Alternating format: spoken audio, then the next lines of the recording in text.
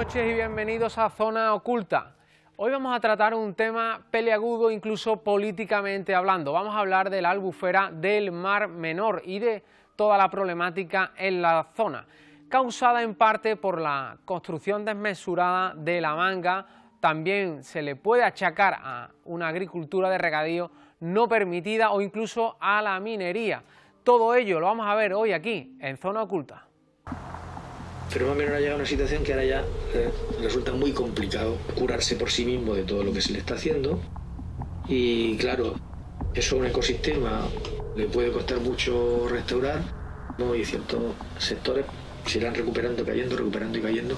Y eso solo queda una vuelta por el Mar Menor y veréis que hay determinadas zonas que hay muchas casas abandonadas, muchas casas en venta.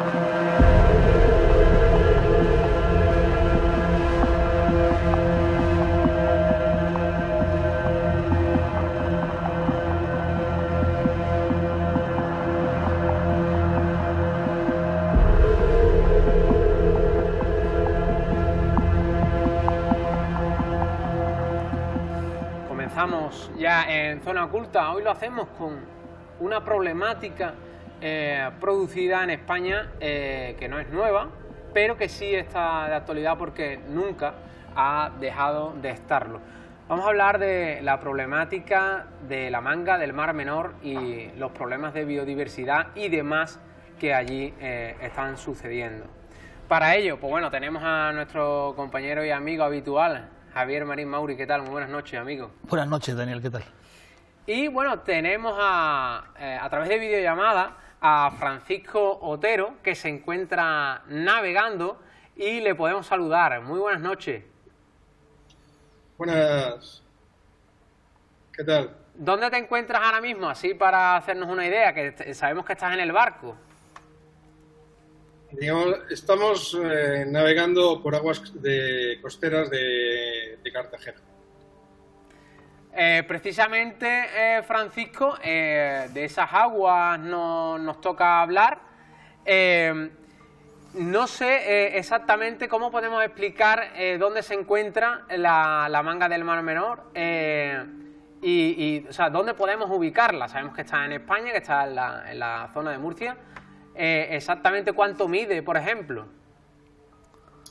Sí, a ver, la manga del Mar Menor es una lengua de arena que cierra una gran bahía que, gracias al origen volcánico de sus islas interiores y la única que hay exterior, se fue acumulando a través de sedimentación del Segura, que queda por el norte de esta bahía, y poco a poco se fue colmatando una lengua de arena que fue cerrando dicha bahía, dando lugar a la formación de esta albufera. Hay gente que lo llama laguna, pero geográficamente y geológicamente hablando, es una albufera, porque sigue teniendo, a lo largo de miles de años, como veis en el vídeo, las formaciones son volcánicas de estas islas. La bahía se fue cerrando por la sedimentación y esta lengua de arena se fue secando, se fue inundando lo que es la laguna, como citan en muchos sitios, lo llaman la laguna del Mar Menor, salina. Se fue cerrando, se fue abriendo, se fue inundando del mar Mediterráneo, volviendo a vaciar. Y ahora estamos en una fase, pues bueno, de colmatación, digamos. Algunos la consideran la laguna, como tú la has mencionado, o lago, sí, salado más grande de Europa. Es así, ¿verdad? Bueno, más grande de Europa, a ver, el tema viene por la razón de ciertas subvenciones de Europa que llegan, ¿no? Más bien es una albufera. Concretamente, ya Pedro Costa, el Premio Nacional de Ecología, en lucha con Tomás Maestre, que fue un gran terrateniente de este arenal, pues precisamente hablaba de este tema. Lo citaba como albufera. Porque hay una discrepancia en el tema de abrir, cerrar golas. Las golas son los canales de interconexión entre el Mediterráneo y esta albufera. porque no está completamente cerrada al Mediterráneo. Tiene esos canales, que desconozco el número de canales totales que tiene, pero para que el agua, digamos que se oxigene, ¿no? Sí, bueno, que se vaya renovando. Hay varias tesis. Hay una que dice que los 2 primeros metros en superficie se renuevan en 8 meses, 6-8 meses, lo cual yo he estado revisando y tiene varios fallos. No es así, tarda bastante más en renovarse. Y luego hay otros fallos en el tema del por qué no recupera su salinidad. Esta albufera tiene una media de 4,75 metros de calado, que es la profundidad, e incide mucho el sol en ella, hay muy alto grado de evaporación, y si no fuera por estos canales, el agua, pues bueno, acabaría secándose o casi secándose. Hay unas corrientes muy dominantes de entrada. Pero ahora tenemos un problema con... hay una capa que hay por debajo que se llama la del Cuaternario, que está agrietada y están emanando aguas dulces de los 4 acuíferos inferiores que hay en todo el campo de Cartagena. El campo de Cartagena es la zona de tierra interior a lo que es la albufera, de donde vienen todos los químicos de agricultura. Ahora iremos viendo cuál es el problema exacto, porque, bueno, creo que ver el problema exacto va a ser complicado porque hay diferentes, digamos, pues bueno, problemáticas, ¿no?, por así decirlo, que acaban confluyendo en ese, pues bueno, gran problema que está teniendo la manga. Una manga que mide unos 14 kilómetros, si no me equivoco, pero que no siempre ha sido así. Es decir, en sus inicios, en su creación, era solo una lengua de arena. A día de hoy lo conocemos totalmente construido. Sí, ahí puedo poneros un ejemplo. Imaginemos la lengua de arena que cierra la bahía de Huelva, que intenta cerrar la bahía de Huelva. Bueno, pues si la dejáramos cerrar, si no se le hiciera el espigón exterior, acabaría cerrando la bahía de Huelva. Pero por algún lado tiene que rebosar el río Odiel y el río Tinto. Bueno, pues cuando hablemos de la problemática vamos a tener problemáticas parecidas en temas de minería, igual que en Odiel y río Tinto en Andalucía. Porque en la parte sur del Mar Menor, del mapa que habéis visto, se encuentra la Sierra Minera de Cartagena y La Unión. Y es una minería también de piritas, de metales pesados y con problemas de formaciones de arsénicos y contaminación de aguas. Muy importante, además. Y después también la construcción, la edificación, que bueno, se empieza construyendo grandes complejos hoteleros de apartamentos y tal, pero que a día de hoy está totalmente colmatado de grandes edificios y grandes construcciones, al fin y al cabo, que no sé si es otra de las problemáticas. Claro, eso afecta a los intercambios de flujos de forma freática. O sea, el arenal en sí mismo hacía como un poco de filtro de arena, y todo esto se ha compactado con todas esas cementaciones. Todo lo que son las cementaciones que profundizan 4, 5, 6 metros sirven como de barrera también al paso de las aguas del Mediterráneo al Mar Menor, y del Mar Menor al Mediterráneo, claro, en distintas épocas, según las temperaturas y, bueno, por el diferencial de temperaturas y también de la acción del viento en el Mediterráneo. Cuando sopla del este predominante, pues claro, el Mar Menor se hinchan las aguas, como dicen en la zona. El tema fue antes del urbanismo. Si vemos fotos antiguas que os he pasado, bueno, este es el puerto interior que veis de Tomás Maestre. Esta es la isla, como estaba antes. Había 2 canales enormes, por el norte y por el sur, y todo esto conectaba prácticamente directamente al mar Mediterráneo de forma recta, atravesaba el arenal muy directamente. Pero en otras fotos que veréis, bueno, aquí también se han usado bolas. Este es si no me equivoco, el canal del Puente de la Risa, esto es al norte, en las Golas del Norte, que también fue colmatado con rellenos de sierra minera y de tierras para ganar espacio al mar. Todo esto era humedales, de la zona de la Veneciola.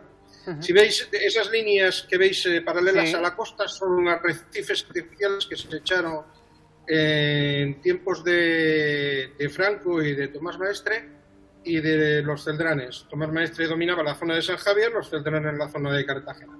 Bien, pues estos son arrecifes artificiales que protegen el Arenal de la Manga, porque en sí mismo era una zona de bancales, de dunas, de skulls, de piedras, islotes pedruscos y demás.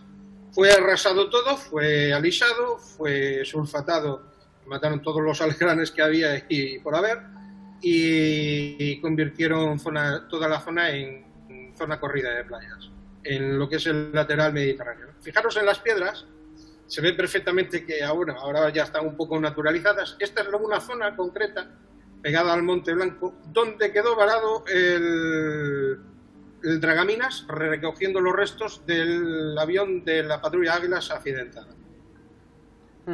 Hace en el 2019, creo recordar. Además que estas imágenes están al acceso de cualquiera porque son imágenes de Google Maps. Sí, claro, pertenecen a José Luis Domínguez, me dio permiso para usarlas en redes sociales y no hay problema ninguno. Si veis, apenas hay unos sedimentos, dejan 0,7, 0 hasta 1,10 de profundidad, anulan un canal que es el de la parte sur del islote este triangular donde tiene la casa Tomás Maestre, y por la parte interior del Mar Menor pues se construyó un puerto deportivo enorme. Entonces se dragó un canal de 3 metros de profundidad desde el Mediterráneo haciendo curvas y claro, eso no favorece para nada.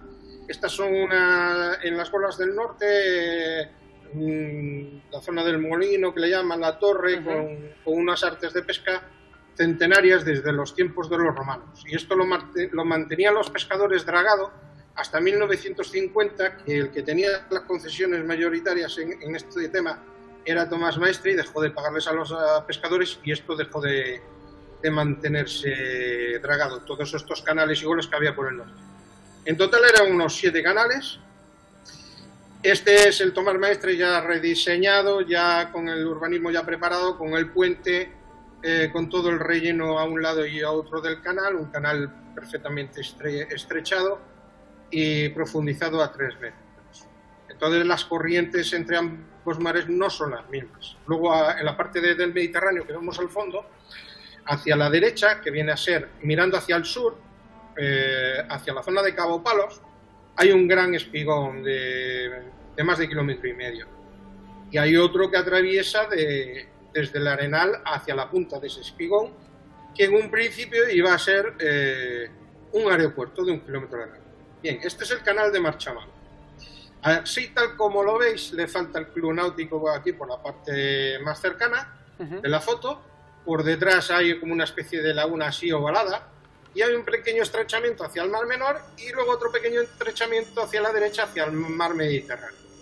Bien, podéis ver en otras fotos que vais a alucinar con las diferencias de este canal, porque este canal, vale, no, este es el de Tomás Maestre, donde está el club náutico que dijimos antes, el canal del Este.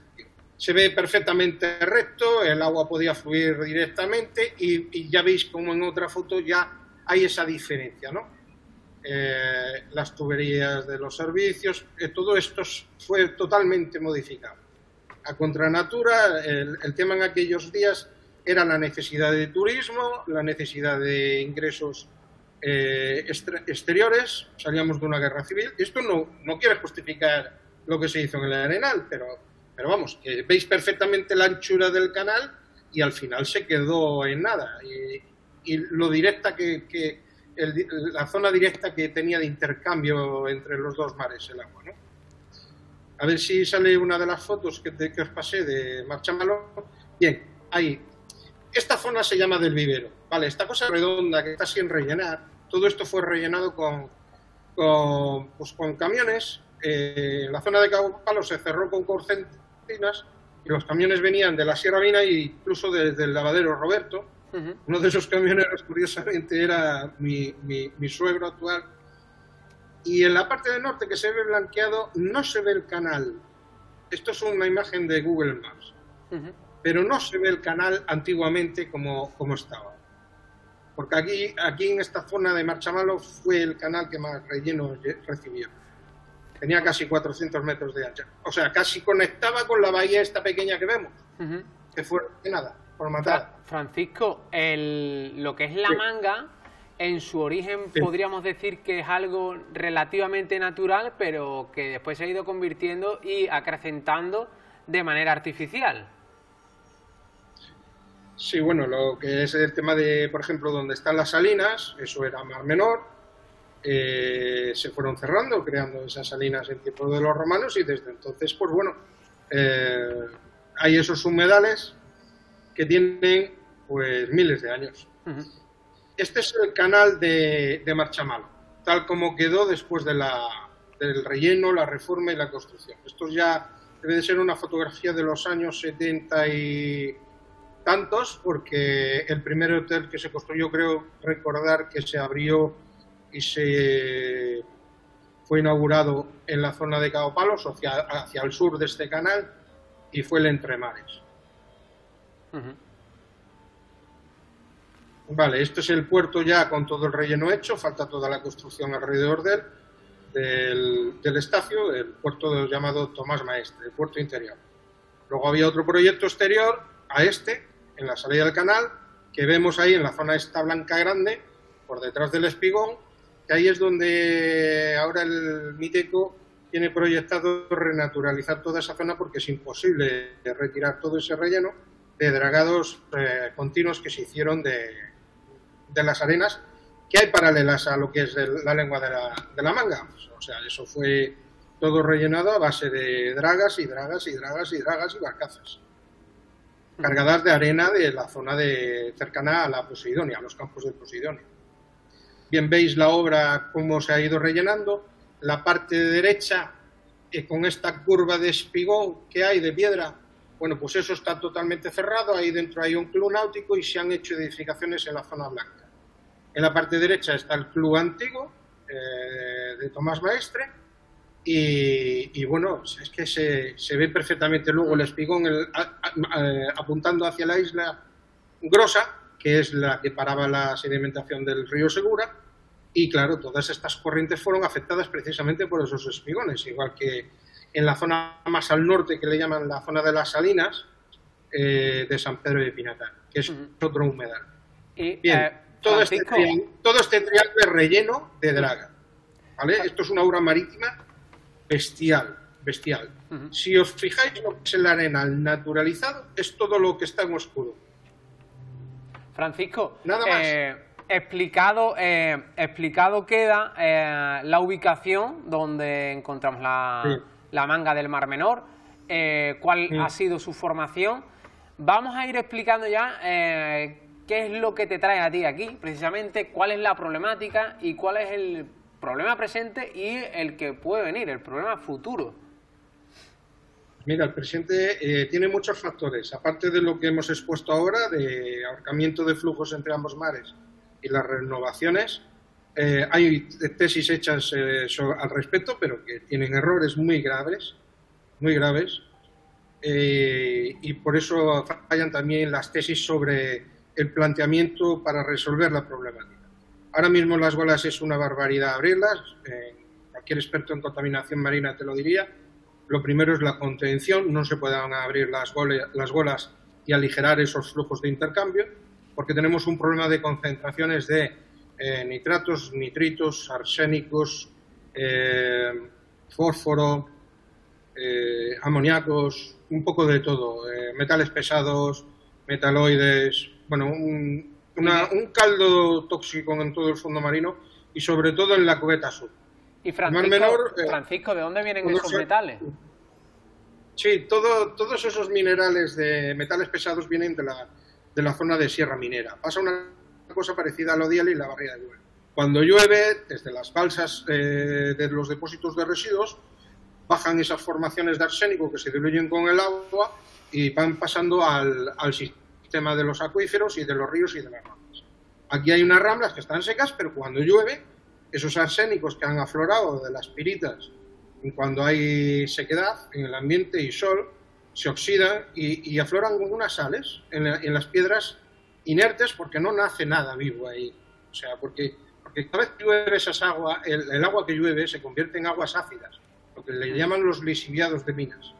El agua de lluvia se convierte en ácido y baja desde unos pHs de 8 que podría tener, pues baja a 2, 3 de pH que, vamos, nos podría dejar quemaduras en la piel incluso. Esto en Sierra Minera, estamos hablando. Cuando llegamos ya a las orillas del Mar Menor, incluso el pH del agua del mar, en orillas, en la costa sur, entre los urrutios y los alemanes, son dos playas muy conocidas, bajan 3 ramblas de Sierra Minera. A través de esas 3 ramblas se fueron vertiendo desde los lavaderos de minería, entre finales de los 40 y el año 86, que entramos en la Unión Europea, se estuvo permitiendo los vertidos a través de esas ramblas de los lavaderos. Es decir, todo el sedimento de toda la porquería de la actividad minera, de la flotación. Mirad, aquí este es el lavadero Roberto, famoso de Portmán. La bahía de Portmán queda por el sur del Mar Menor, en la costa mediterránea, al otro lado de la Sierra Minera.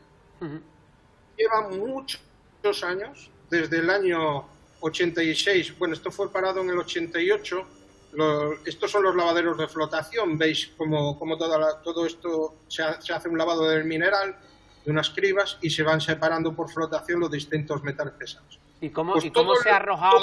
¿Y cómo se arrojaba a la bahía? Y la bahía fue colmatada con esos lodos.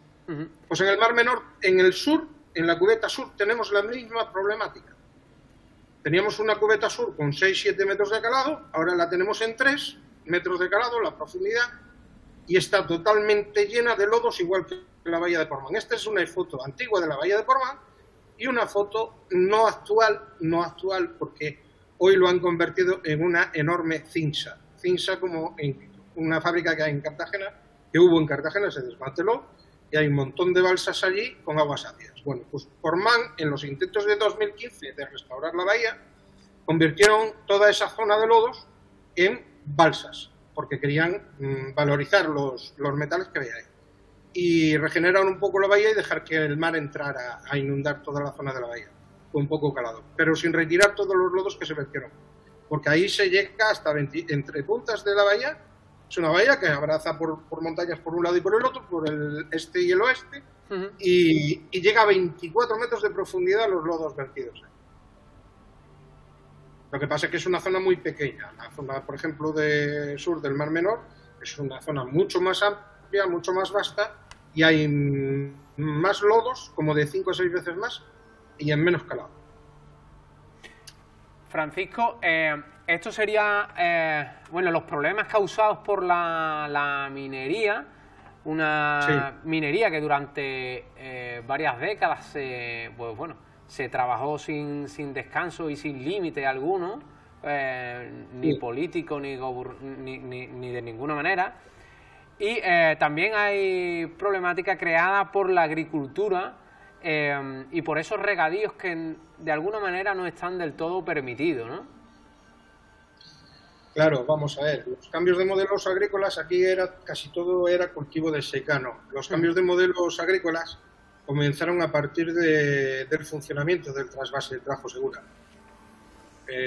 A 300 kilómetros se trae desde la cabecera del Tajo agua para el sureste español, zona con un grave problema de desertificación, y como las tierras son muy ricas y de orígenes volcánicos, pues tanto Almería, la zona del Ejido, de Cabo Gata y toda esta faja pirítica también que hay a lo largo hasta llegar aquí a Cabo Palos, toda esta cordillera de sierra, Mazarrón, Cabo Gata, etcétera, es una zona muy rica en metales y de minerías.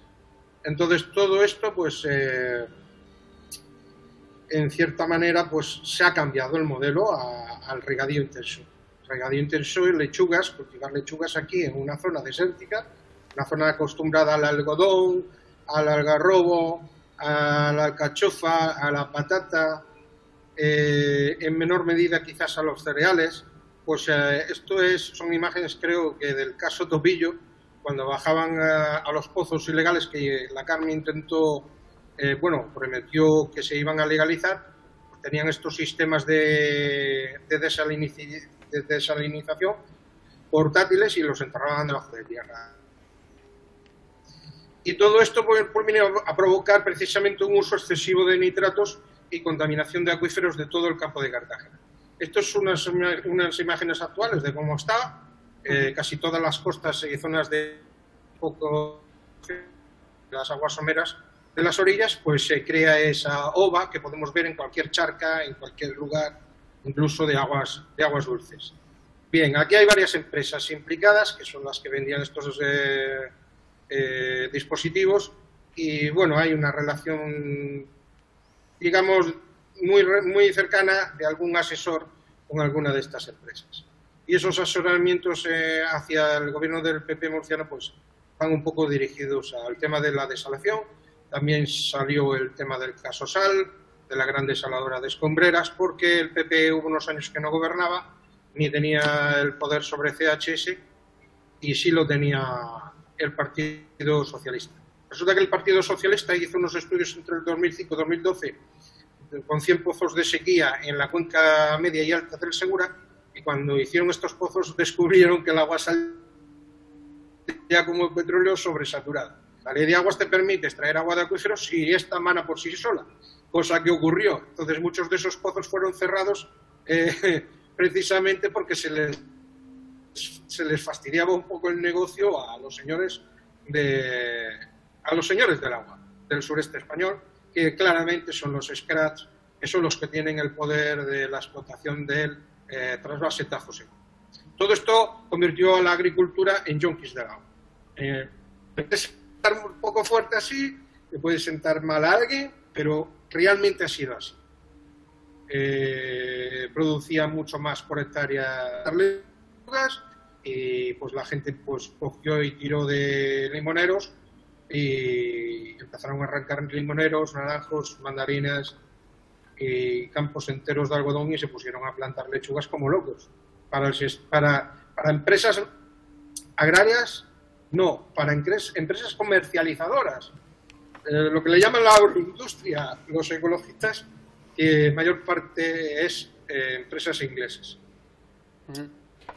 Francisco, y por si fuera poco, después de todo esto que hemos mencionado, en 2019, sí, si no me equivoco, pues bueno, esa afluente lluvia, esa dana, pues bueno, acaba convirtiéndose en un gran barrizal que acaba llegando a ese mar, esa laguna, ese mar menor, y pues bueno, acaba sucumbiendo cientos de miles de peces que se le achaca a esa dana, y ahí hay también personas que aseguran que viene de la agricultura y de esto que tú mencionas, ¿no?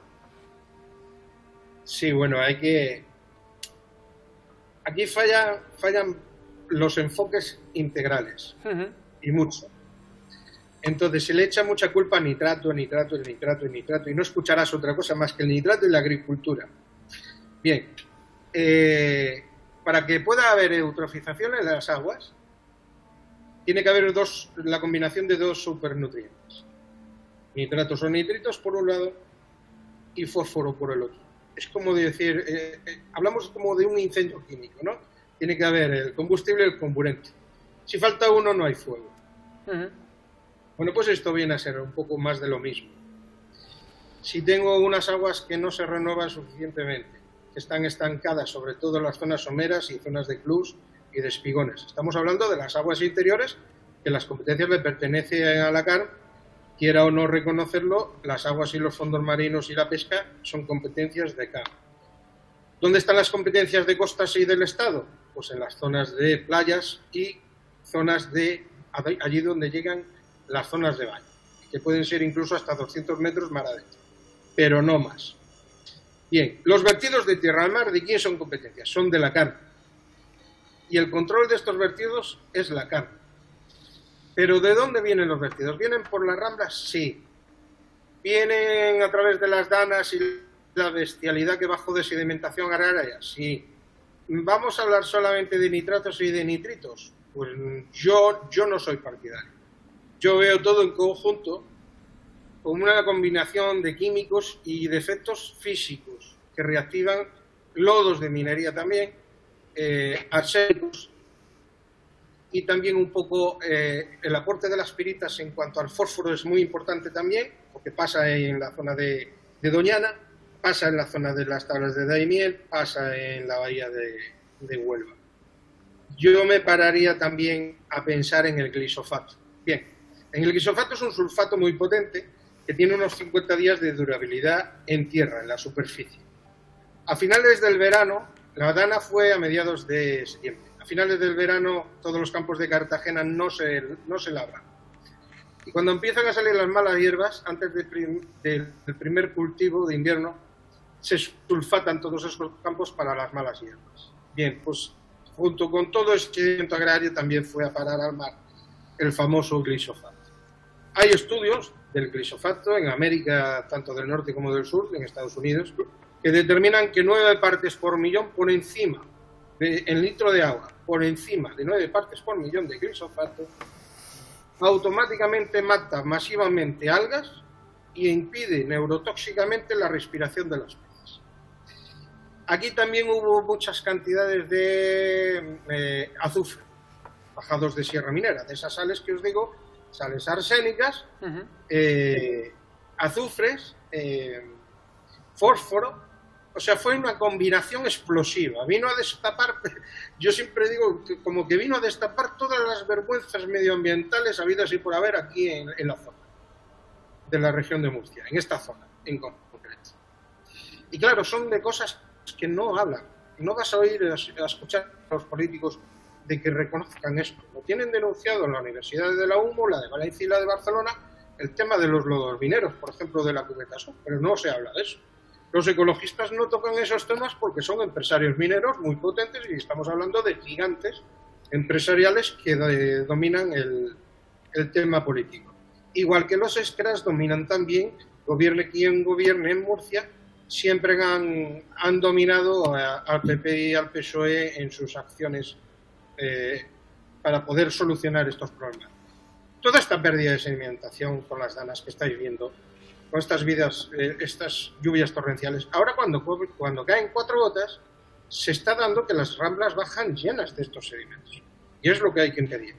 Hemos tenido reuniones con CHS, con Dirección de Aguas, con Miteco, con Secretaría de Miteco, hemos tenido reuniones con empresas grandes y vemos, somos un conjunto de técnicos y de científicos que nos hemos unido y algunos con denuncias puestas a los propios entes públicos por el abandono de la función suya propia, de exigir que estos vertidos no vayan al mar.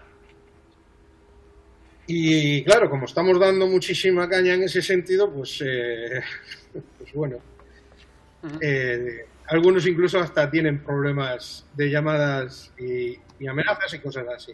Yo tengo muchísima amistad con Pepe Cantor Romera, que estuvo en Huelva, fue director de Medio Ambiente en Andalucía, y la verdad que consiguió y metió mucha caña con las emisiones de las cenizas de pirita de toda la industria hacia el pueblo, hacia la ciudad de Huelva. Había muchísimos casos de cáncer y gracias a él pues se consiguió unos avances allí bestiales. No se dejó comprar, por eso al final cogió y dimitió. Le apretaron un poco las tuercas y el hombre pues siguió con la ducha, con la asociación de la Mesa de la Ría que él ayudó a constituir. Francisco, todo este caos medioambiental producido en la manga del Mar Menor, como estamos hablando, en Cartagena, en Murcia, ¿hasta qué zona afecta? Es decir, no sé hasta qué punto afecta al resto de España o al mar Mediterráneo. A ver, en el Mediterráneo, si abriéramos las golas, el peligro que corremos es que las 2 reservas marinas que hay exteriores a la manga puedan perderse. De la misma manera que se ha perdido más del 80% de todas las praderas submarinas dentro del Mar Menor. Fuera de la manga tenemos uno de los campos de Posidonia más grande de todo el Mediterráneo. y tenemos 2 reservas marinas muy importantes, al norte y al sur. Y bueno, lo mismo que hemos perdido el Mar Menor, que yo prácticamente casi podría decir que está en estado de coma a punto de que le den la puntillada final, este verano, más bien en breve, lo vamos a ver. Tristemente lo vamos a ver. Porque se van poniendo pasos en vez de actuar de una forma integral, con un plan ambicioso a 20 años y, claro, a los políticos, con la disgregación política que hay de competencias y los cambios de gobierno cada 4 años, no permite unas soluciones pensando a 20 años, como son necesarias.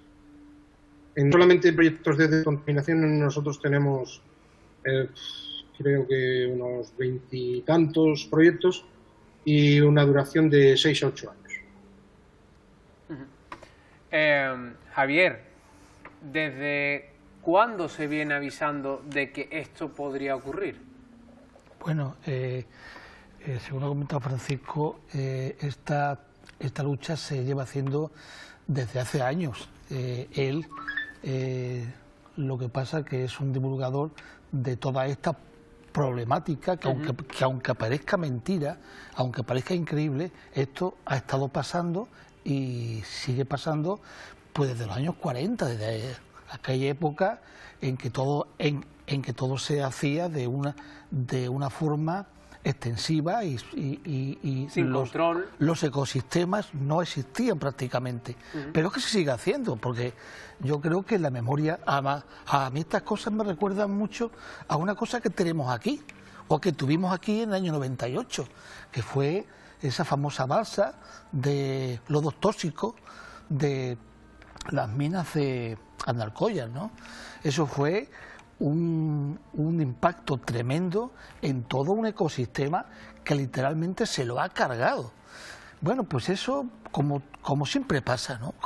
Como pasó con el Prestige, como pasó con el aceite de colza, como ha pasado con tantísimas cosas que intentan silenciarse, no darle visualización, porque claro, porque es que la gente tiene que comer, pero es que ¿a qué precio tiene que comer la gente?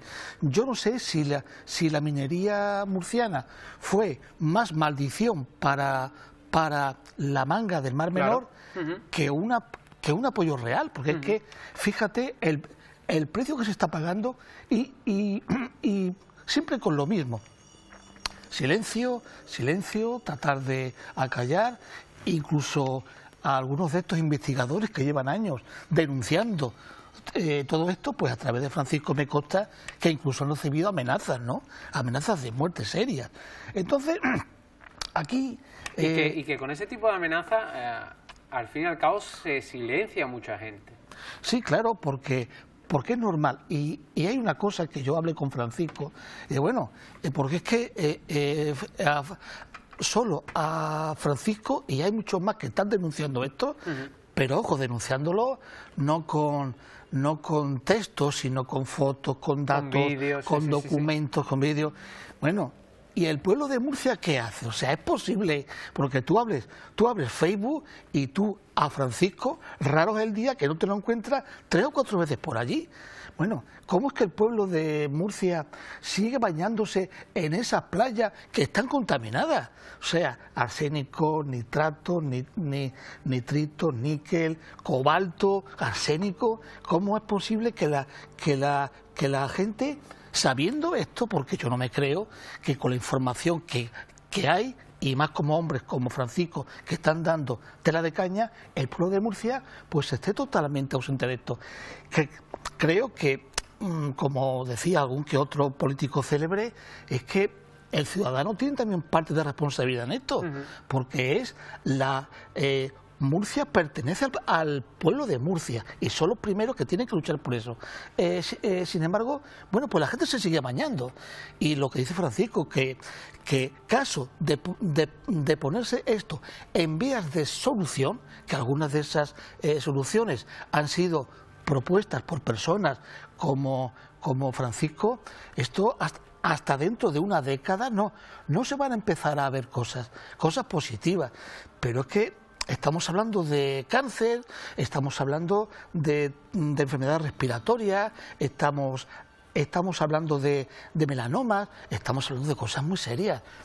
Y sin embargo, la autoridad judicial, la autoridad técnica, porque esa es otra historia, que bueno, hay un montón de informes que están señalando esto con todo lo que pasa y también aportando soluciones, y de vez en cuando sacan algún informe oficial que allí no pasa nada, allí no hay nitratos. Bueno, hay hasta zonas con radiactividad y la gente está paseando, que también lo he hablado con Francisco. Sí, bueno, es verdad, hay una zona de lodos.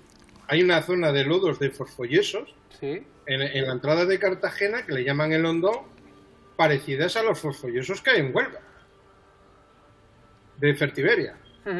O sea, una de las cosas que me gustaría aclarar ahora mismo, ha mencionado Javier que la gente se baña, igual es desconocimiento de la calidad de ese agua, Francisco, y hasta qué punto si nos bañamos es perjudicial para la salud. No, es que, claro, el problema es que no es algo que te mate en 1 año o en 2 años y que sea perceptible, es que es algo que se te va metiendo a través de la respiración. Son cristales de arsénicos en las poblaciones que hay cercanas a los depósitos de residuos, como pasa en el Llano del Beal, donde hay denuncias puestas por José Matías Peñas, un compañero mío, que es precisamente el que está con esa lucha, con atentados contra la salud pública y demás, y también por abandonos de la función pública de la parte judicial, ¿no? Que aun aportando estudios con analíticas de pelo, de sangre, de uñas, de más de 100 niños con niveles altos de cadmio y de plomo en la sangre, pues hay algunos jueces que han rechazado esas denuncias, aún con pruebas con valores y analíticas en centros de referencia, porque ya no vamos al laboratorio de allí de la esquina, es que el señor José Matías va a laboratorios de referencia. Si veis estas imágenes, por ejemplo, de Portmán, esa balsa que se ha creado ahí enorme, es que esto es comunal, la gente convive al lado de estas zonas de residuos y respira estos arsénicos, y el arsénico se diluye en los pulmones y pasa a la sangre y se va bioacumulando pues en pelo, uñas y sobre todo en las zonas de rodillas, codos, o sea, en las zonas de las articulaciones. Pero es que va afectando a los riñones, va afectando al hígado, va afectando a los pulmones. En la zona que ha comentado nuestro amigo Javier, hoy hay un relato de José Matías precisamente en las redes, de una familia de allí del Hondón. El hombre tiene cáncer de vejiga y creo que de hígado. La mujer murió por cáncer de mama. La hija tiene cáncer de ovarios y va por el mismo camino que la madre. Pero es que esto se está permitiendo. Si es que al final te cabreas, claro. Es que si eres humano, si eres persona, tú esto se lo estás diciendo a los políticos, e incluso los políticos del Ayuntamiento de Cartagena, que estén tratando de tapar esto, en vez de ponerle solución. No, las empresas contaminantes de allí de la entrada de Cartagena deberían de haber descontaminado las zonas. Deberían de haberlas naturalizado desde el año 2001 que se desmantelaron estas industrias. Pues esos terrenos con esos depósitos de residuos están ahí. Y unas balsas llenas de ácido sulfúrico con menos 1,32, menos 1,33. Cada vez que se llueve se rebosan, van a una rambla y van a parar a la dársena del puerto de Cartagena. Pero ¿cómo? Yo de verdad, yo desde que empecé con todo esto en 2019, porque yo pertenezco al mundo marino, y a mí me duele el mar, cuando me di cuenta de lo que estaba pasando en el Mar Menor, nada más verlo, una vez que me tocó trabajar allí, empecé a investigar, a preguntar a la gente de la zona. Yo había hecho unos trabajos de crío sobre el Mar Menor, cómo poder recuperarlo, pero este deterioro tan brutal, desde el año 80 se viene publicando en La Verdad y en hemerotecas, se lo puedes leer. Problemas ya de contaminación en el Mar Menor. Y nadie quería hablar de contaminación hasta hace poco. hay personas del equipo de nuestro equipo de Zona Oculta que ha veraneado en la manga del Mar Menor y que desconocían totalmente toda la problemática, todo el caos medioambiental que hemos mencionado. Eso se calla, entiendo que con dinero, porque los hoteles, por ejemplo, no les interesa que esto se sepa. Y allí hay una cadena enorme de hoteles. Hemos dicho que la manga mide unos 14 kilómetros. No sé cuántos hoteles habrá, pero muchísimos. Pues sí, muchos. Todo el sector ahora mismo empiezan a abrir un poquito la boca, todo el sector turístico, pero hasta el día de hoy pues le han ido inyectando para compensar sus pérdidas pues inyecciones de subvenciones y de dinero público y de ayudas. Y pasa lo mismo en universidades. Yo hay veces que hay mitos que a mí se me han caído. Por ejemplo, el director de ciencias de la Universidad de la UMO, el señor Ruzafa, pues se me ha caído como mito. Lo oí en unas declaraciones una vez hablar de que los metales pesados no influyen en la salud de la gente y, madre mía, ya para eso, ya solamente con esas palabras ya apaga y vámonos. Si este señor está asesorando en esto a la CAN y en el comité científico como vocero, apaga y vámonos. Claro, está comprado. Está politizado. Claro. Por ejemplo, los pescadores. Pues mira, yo no le echo ninguna culpa a los pescadores, hacen su función. Yo tuve una oportunidad en un programa de investigación de la Sexta y me invitaban a dar un paseo con los pescadores y me negué, porque era ponerles una losa encima para hablar de la toxicidad y de temas de mercurio en la pesca, que aquí no se da. No se da, porque las especies del Mar Menor no llegan a bioacumular, porque tienen un ciclo de vida muy corto. ¿Veis que la manga no tenía playas apenas, que eran zonas de skulls, de piedras? Sí, se ve en las Aquí imágenes. se ve, en estas imágenes que estamos viendo, se ve la evolución y se ve de una manera gráfica que se ve y se nota clarísimamente la evolución que ha tenido. Es evidente, año a año, cómo ha ido creciendo, cómo las construcciones se han ido apoderando de la playa sin control, ¿no? Sí, fue descomunal. Incluso, mira, esa zona oscura, había una zona que se inundaba, que le llaman la zona del Cabana, creo. Hay una conexión muy bestia de otra. Mira, de las ahí fotos. Nos han pausado la zona que mencionaba Francisco. Sí, eso es Marchamalo, pero es que Marchamalo hay que verlo en otra foto del nodo que os pasé de 1950, que es descomunal. Marchamalo tenía casi 400 metros de ancho. Y entraban los barcos de pesca, la gente, ¿quién se acuerda? Pues los pescadores que tienen 70 y tantos, 80 años hoy en día, que entraban ahí a esa bahía del vivero con sus barcos de pesca que tenían más de 2 metros de calado. Así que me digan que Marchamalo, bueno, vamos a ver, el Marchamalo es una gola que se abrió en 1700 y pico para el monasterio de las Clarisas, ¿vale? Ahí se montó una gola para que tuvieran un medio de vida las clarisas. Pero desde 1700 y pico hasta nuestros días no hubo problemas en el Mar Menor. De hecho, el Mar Menor antes de 1950, incluso antes del siglo XX, era un mar yermo. Apenas tenía 3 o 4 especies de algas y era un mar yermo prácticamente sin vida. Y lo de la caulerpa prolífera, que se cita mucho por culpa del dragado del Estafio, es debido pues a todo lo que pasa en el Mediterráneo desde que se abrió el canal de Suez. Aquí estoy en la punta de Cabo Palos, del faro que estamos viendo, pasaban muy cerca los buques mercantes que iban a Suez. Entonces lastraban y deslastraban los barcos y las especies invasoras las traían estos barcos. Pero no pasa aquí solo, pasa en el Mediterráneo y pasa también en la zona de Cádiz. Preguntarle a los pescadores de Huelva porque tienen unos problemas con las algas invasoras impresionantes.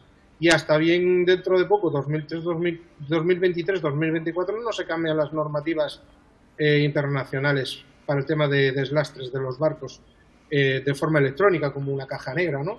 Que cuando tú cargas en las aguas o en las sueltas, que eso quede registrado. Eso ahora mismo está prohibido a menos de 40 millas, pero es que antes se hacía prácticamente a 5 millas de costa. Aquí estamos terminando de ver esa evolución que, bueno, que como decía anteriormente es muy gráfica.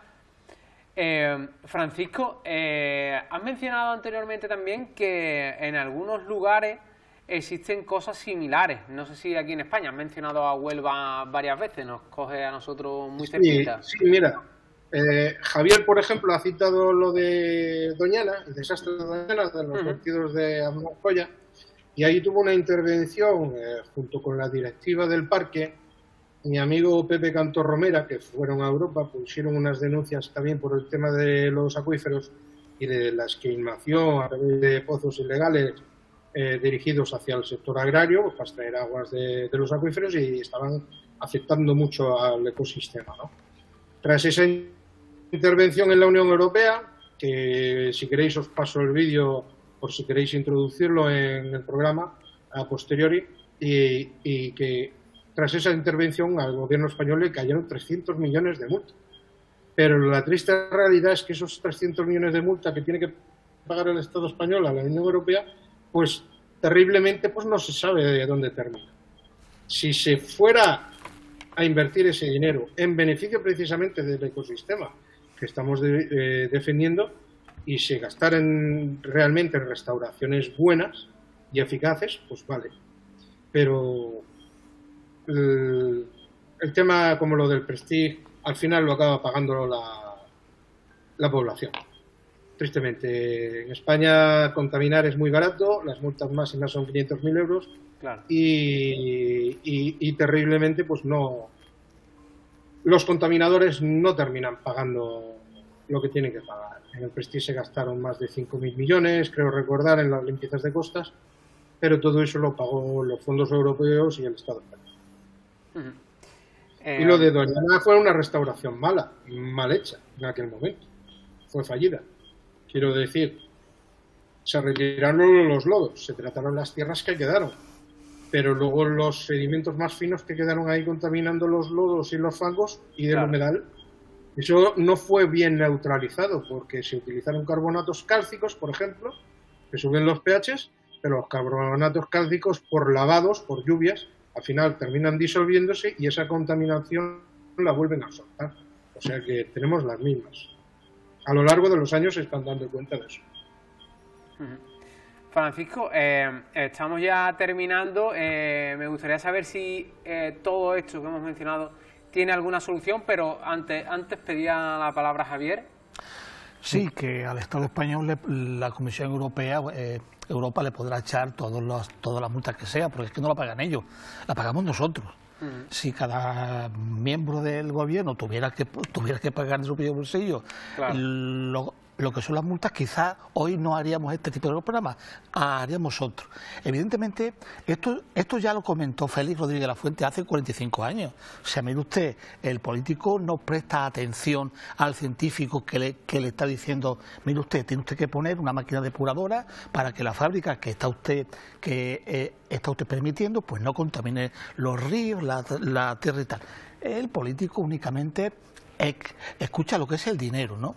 Entonces, así nos va, pero ya lo hemos hablado aquí en algún que otro programa. No solo está pasando en Murcia, como bien ha dicho Francisco, está pasando en muchísimos puntos de España. Siempre pagan las consecuencias sanitarias, económicas y medioambientales el ciudadano que paga sus impuestos, que está manteniendo eso precisamente por muy distópico que nos pueda parecer, pero está pagando y está manteniendo por acción o por omisión el mantenimiento de esta contaminación. Bueno, pues aquí no pasa nada, o sea, aquí esto va hacia adelante y bueno, no estamos haciendo absolutamente nada de intentar explotar los recursos, pero siempre de una manera sostenible. O sea, yo quiero poner aquí, en vez de sembrar algodón, quiero sembrar lechuga, ¿vale? Pero voy a ver si tú tienes agua. Claro.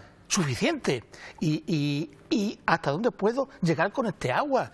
No, aquí se hace el cambio, se contaminan las aguas Y como muy bien ha dicho Francisco también, el tema del cáncer, de los cánceres, porque hay más de 200 formas de cáncer conocidas, pues hombre, esto no se sabe. Esto te puede dar cara dentro de 5 años, dentro de 6, dentro de 10, dentro de 3. Claro, es que cuando coge las estadísticas y el INE hace sus estudios estadísticos, pues mire usted, en el 2022 el número de cáncer de próstata en la región de Murcia subió un 34%, pero es que las estadísticas no explican nada, claro, nos ayudan a entender, pero son fotografías estáticas, no nos dan información de por qué se ha producido esto. Bueno, pues aquí tenemos las causas. ¿Estamos haciendo algo, o el Estado, o los gobiernos autonómicos, porque para eso están? Es que están para eso. ¿Están haciendo algo para evitar todo lo que se nos viene encima? Porque no solo es una crisis sanitaria, que es lo que va a pasar en Murcia, sino que es una crisis de una explotación, de una implementación de un modelo que hace muchos años se tenía que haber dejado de lado y apostar por modelos localistas de una explotación coherente. Sobre todo coherente, y la coherencia se basa en el sentido común, que como decía un profesor, amigo mío, de la Autónoma de Barcelona, pues es el menos común de los sentidos, y eso es lo que nos está pasando. Francisco, vamos a ir concluyendo. No sé si esto tiene solución, si estamos en vías y en tiempo de darle alguna solución bueno, pues toda esta problemática medioambiental de la Manga del Mar Menor. Sí, hay una solución, pero lo mismo que una problemática integral y de muchos factores de distintas zonas y de distintos orígenes, hay que actuar precisamente desde los orígenes en el camino de estas contaminaciones hacia el mar y finalmente en el mar. Todo el dinero tirado o usado en playas, orillas y en el propio Mar Menor es dinero tirado.